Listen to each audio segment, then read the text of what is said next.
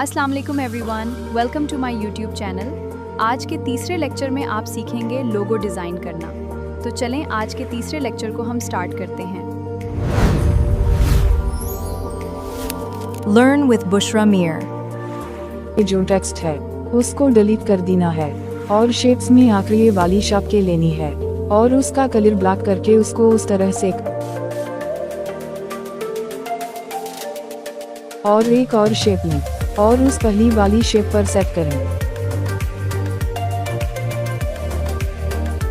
जिस तरह से मैं आपको लेक्चर में दिखा रही सेम वैसे आपने भी करते जाना है।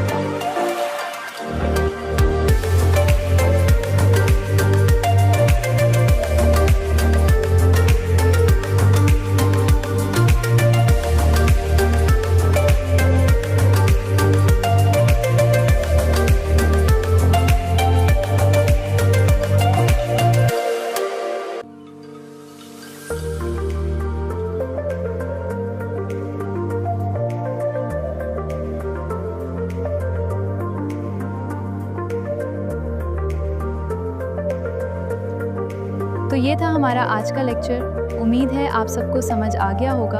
अगर कुछ समझ नहीं आया तो कमेंट करके पूछ सकते हैं और वीडियो को लाइक और चैनल को सब्सक्राइब कर दें। फिर मिलते हैं नेक्स्ट लेक्चर में। तब तक के लिए खुदा हाफिज़।